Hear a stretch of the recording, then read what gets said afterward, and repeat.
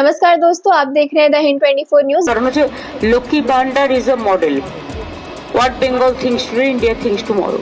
যদি ভালো জিনিস কেউ গ্রহণ করে ভালো।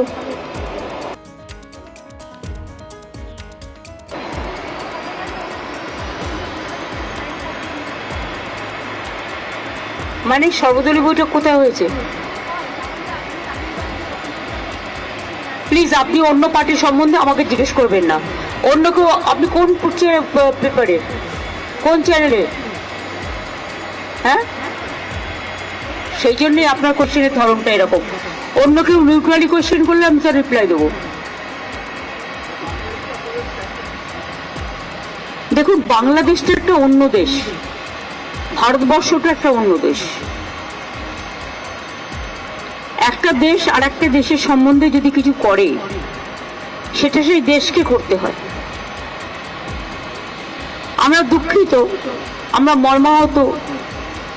অনেক মানুষ আগেও মারা গেছে, এখনো অত্যাচারিত হচ্ছে। আগেও আন্দোলনেও অনেক ছাত্রছাত্রীরা মারা গেছে এবং আজও তার রেস চলছে।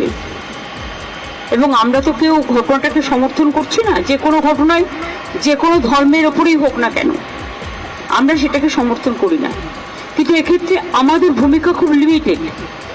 তার কারণ এটা হচ্ছে, যেহেতু আমরা আলাদা দেশ, বাংলাদেশ আলাদা দেশ, এটা ইন্ডিয়া গভর্নমেন্ট বাংলাদেশ গভর্নমেন্টের সাথে কথা বলতে পারে, বলে অ্যাকশন নিতে পারেন।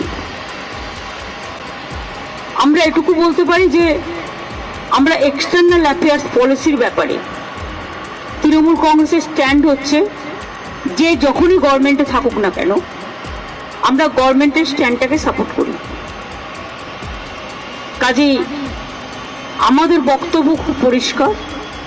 কোনো ধর্মের ওপরেই, কোনো বর্ণের ওপরেই, কোনো জাতির ওপরেই কোনো অত্যাচারই আমরা মানি না। না হিন্দু, না মুসলমান, না শিখ, না খ্রিস্টান, আমরা সবাই এক। এটাই আমাদের প্রিন্সিপাল। সুতরাং বুঝলে, আমার কথা দিয়ে বুঝতে পারলেন আমরা যেসব ঘটনা। ऐसे ही तमाम खबरों के लिए जुड़े रहिए द हिंद 24 न्यूज के साथ।